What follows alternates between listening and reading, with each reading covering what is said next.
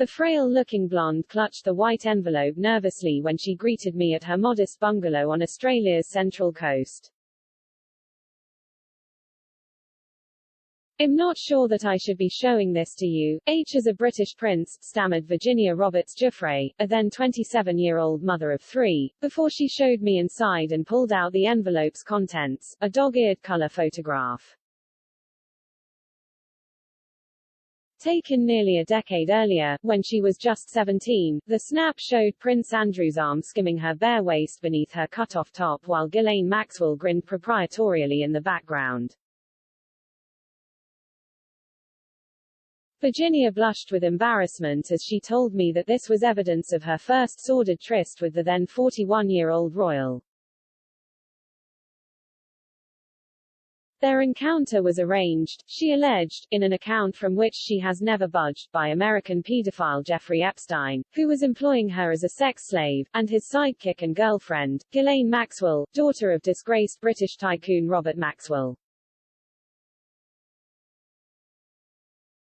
Virginia served coffee to me in the Mail on Sunday's photographer, Michael Thomas, in the garden under the watchful eye of her husband, Robert, as she elaborated on how, in March 2001, the pair flew her to London on the luxuriously equipped jet at the heart of their sex trafficking ring, the so-called Lolita Express. Maxwell assigned her a small bedroom in her elegant Belgravia townhouse and briefed her the morning after they landed, saying, "You're going to dance with a prince tonight." She said I needed to be smiley and bubbly and very happy to be around him and give a lot of energy to him because he is the Queen's son, Virginia recounted. Burying her face in her hands, she said she was still mortified by what ensued after the creepy photo was taken that night. "I'm telling you things that even my husband didn't know," she said. The photograph, in which she poses in front of a post-impressionist painting at Maxwell's home, was reproduced around the world after it was published by the Mail on Sunday on February 27, 2011. It was the beginning of a scandal that lasted more than a decade before culminating last week when Andrew agreed to pay her a reported £12 million settlement. While he did not admit liability, today his reputation is in the gutter and he has been left utterly humiliated, cast out from the royal family and stripped of his titles and patronages. And it all started with the photograph that Virginia gripped in her hand that day. Despite settling the civil sex abuse case, Andrew continues to claim he has no memory of meeting Virginia. In his car crash BBC Newsnight interview, he declared the photo might be the result of digital trickery, saying, "It's very difficult to be able to prove it, but I don't remember that photograph being taken. That's me, but whether that's my hand, I have simply no recollection of the photograph ever being taken." In the days leading up to the settlement, his lawyers had been demanding a copy of the original photograph as sources close to Andrew launched a smear campaign, claiming the picture Virginia handed me might have been faked.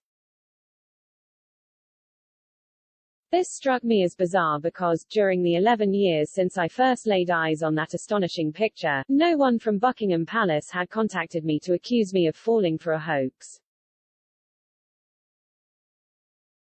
Andrew's theory is far-fetched for another reason. Virginia also handed me a copy of 24 pages of notes she had made about how she was turned into a little disposable play toy for a royal by J.E. and Giuffre. I still have those notes, written in Virginia's childish, looped handwriting. Far from forging the infamous picture on a sophisticated computer, she jotted down her shocking memories in longhand in an exercise book because she didn't own a laptop. Moreover, the shot was snapped by Epstein at her request because, rather than plotting to ruin Andrew's reputation, she initially was thrilled to be meeting the Prince of Andrew, Duke of York, as she described him. "To be honest, I was sort of excited to meet the prince," Virginia confessed to me. Epstein used a cheap Kodak camera she had carried to the encounter. I wanted something to show my mom. Ghislaine and Giuffre left us after that, and later Andrew left. She said, when I first reached her to arrange our interview, she told me she believed the snap would provide photographic evidence that she was victimized by Andrew. We could copy it, provided I can find it, she qualified. She was jubilant when she came to the door, saying she located the envelope in a pile of other snaps taken during her 4 years living with Epstein and Maxwell. In one, she was on a New York City ferry while others showed her horse riding and visiting a museum. It wasn't like she pulled the photo of Prince Andrew out, it was just in among the rest of them, photographer Michael pointed out after Andrew aired his ludicrous allegations. They were just typical teenage snaps, there's no way that photo is fake. I had no inkling that I was embarking on an assignment that would bring down the prince when I set out to investigate a mysterious civil writ. It was filed in a Florida court in 2009 by a woman identified only as Jane Doe 102, who alleged she was hired by Epstein when she was a vulnerable young girl. Her peculiar duties included being sexually exploited by Epstein's adult male peers, including royalty, she said. She was headhunted for the job by Maxwell, who spotted her at Donald Trump's Mar-a-Lago club in Palm Beach, where she was a $9 an hour changing room assistant and her father was a maintenance manager. The club employed scores of workers in similar positions over the years, but gradually I accumulated clues. A source recalled that her maiden name was Virginia Roberts. And I learned that she continued to date her high school sweetheart, Tony Figueroa, after Maxwell trained her to give Epstein erotic massages. His family's address was in old property records. They had moved from Palm Beach, a neighbor told me when I knocked on her door, but she remembered Virginia. She was a sad, anorexic-looking girl, she said. I located Tony in the small town of Flowery Branch, Georgia, an 8-hour drive north of Palm Beach, and he confirmed what had seemed a totally incredible tale. Epstein had approved of him continuing his romance with Virginia, he told me when we met at a coffee shop. I moved into her apartment in Royal Palm Beach. She was working for Giuffre. I assume the cash she got from him paid for it.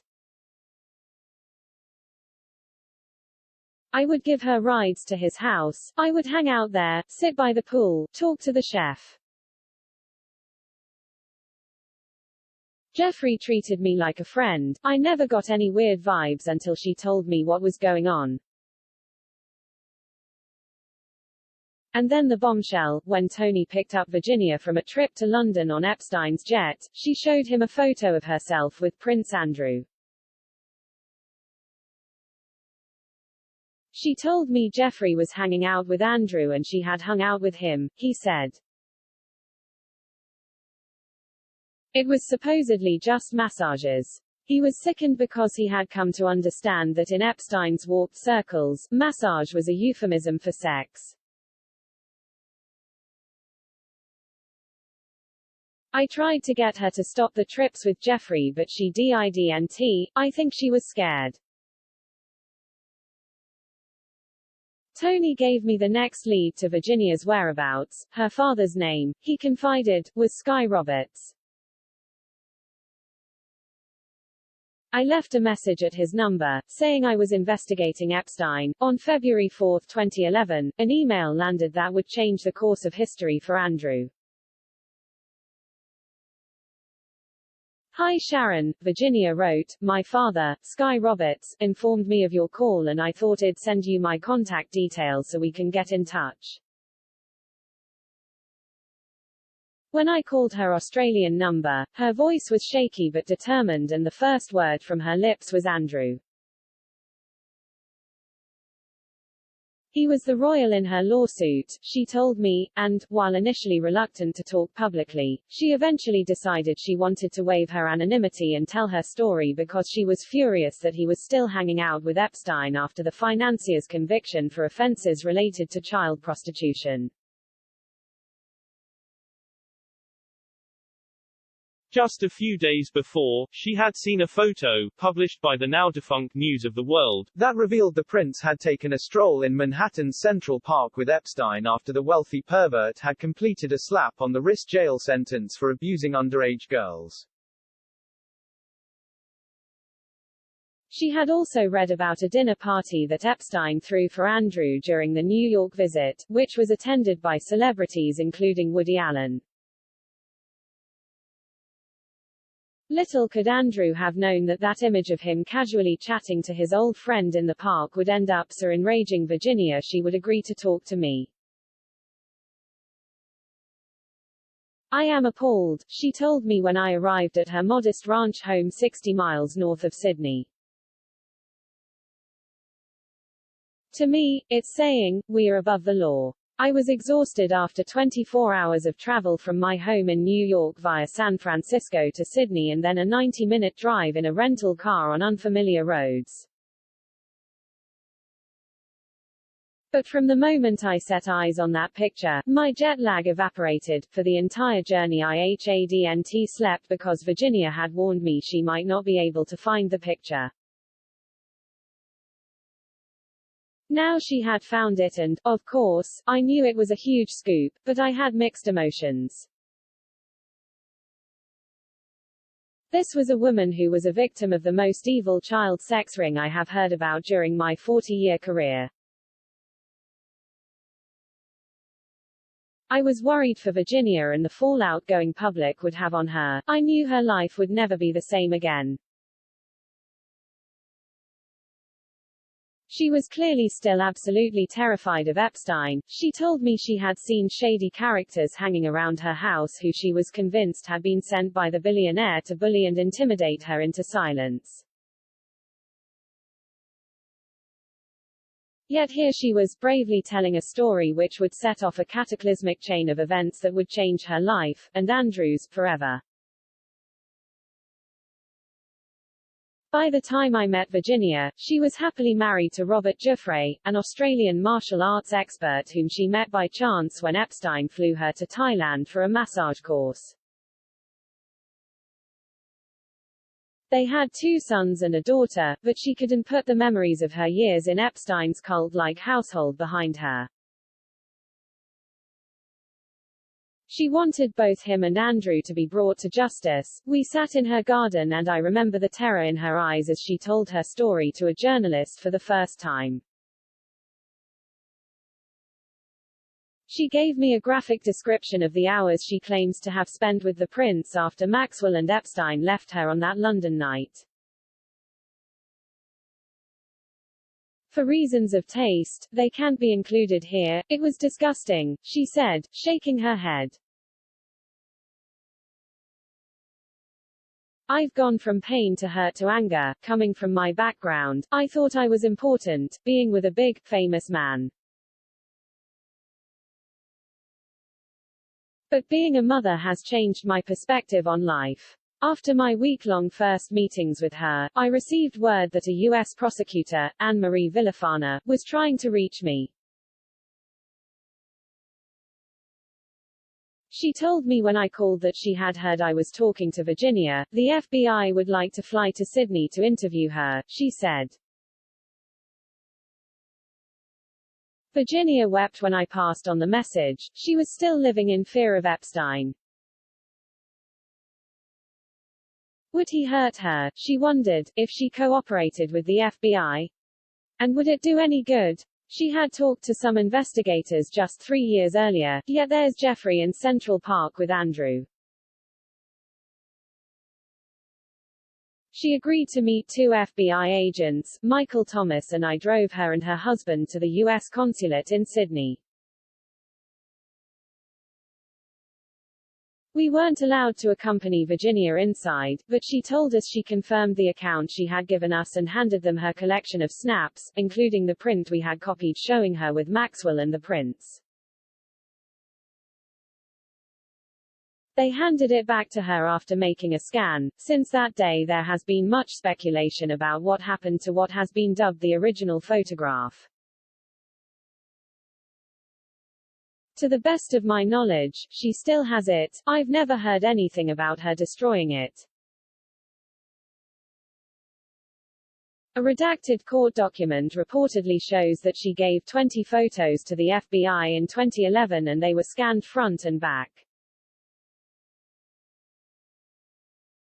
But there are only 19 shown in a public record of the meeting. The FBI assigned sequential reference numbers to both the front and back of each photo. But two reference numbers 03956-9431 and 03956-9432 are missing from the publicly available document. Panorama was told those two numbers are for the front and back of the Andrew photo and that it was removed from the public document to protect his privacy. The lawmen refused to tell me their verdict on the picture, but if she faked it, they'd have indicted her a long time ago for perjury, I was told by a source familiar with the probe.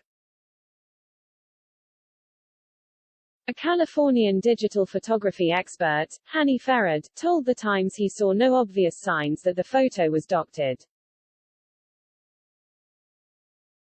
It can be difficult to get the body poses just right when splicing two people together, he said. The fact that the two figures are so seamlessly and closely placed next to each other suggests that this is unlikely to be a full-body splice of Prince Andrew. The lighting and pose of the head seem consistent with the body and scene, suggesting that it is also unlikely that this is Prince Andrew's head spliced onto another person's body, he said. Without that photograph, no one would have taken Virginia's word over that of the Queen's favorite son. If Andrew still believes it was cooked up by a gold digger, I'm happy to take his call.